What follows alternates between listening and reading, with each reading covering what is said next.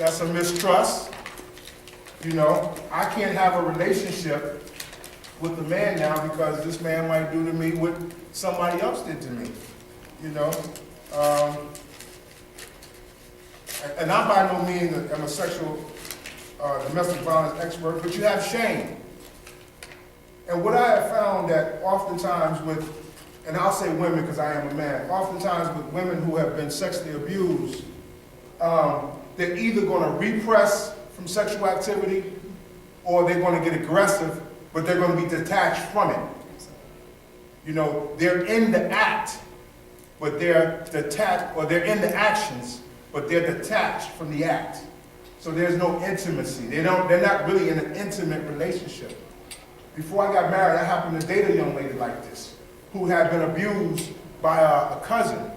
And to make the abuse even worse, the family said, well, let's keep this quiet.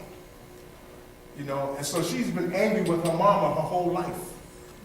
You know, and as talented as this young lady was, she could never reach the talent of her level because she was so angry at everything. And so this is what sexual assault does. And oftentimes as men, we get in relationships, and let's just say, for instance, we're that man who is upstanding and upright, and we're going to treat you right, and you don't understand why this woman won't act right.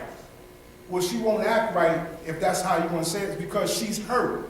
And you haven't taken the time to identify what her hurt.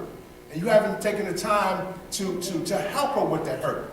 You know, if I went out and bought an old house that was obviously old, before I would live in it, I would try to fix it up. So are you helping this young lady, you know, identify with her past and helping her go to counseling? Or seeing Ms. Harvey? Yes. Seeing a person like Ms. Harvey who can help her deal with these issues. So that's the thing that I try to do when I'm talking to men. Stop being very critical of these women because you don't know what these women have gone through. And they're not just going to come out and tell you, I've been raped by daddy.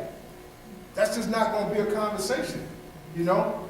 And as I was just had a conversation a few minutes ago in one of the classes that I facilitate with men, young brother, the very first class, he admitted that he had been sexually abused by somebody in his family. And after the class was over, another gentleman came to him. He didn't say anything in the class, but he came to him. He said, I thank you for putting that out there because I thought that I was the only one going through this. So, you know, if we're going to be, speaking as a man, if we're going to be the men that we're, you know, I consider myself a Christian brother. If we're going to be a man that God has ordained us to be, we have a garden in our women, and we have to cultivate those gardens. We have to plant seeds of good communication and good trust and good ethics. And if we're not doing that, then, you know, all we're doing is exacerbating what has already happened to us. So that's not. Yes, I appreciate it. I appreciate that. At any moment, if you all have questions, by all means ask. But something that you mentioned that I find very interesting, and I was actually having this conversation right before we walked in, is the concept of secrecy, particularly in communities of color. Particularly, we can spread that out around sex. I bet I can ask everyone in here whose parents talked about sex to them when they were younger. Matter of fact, let's do that. Raise your hand if your parents talked to you about sex.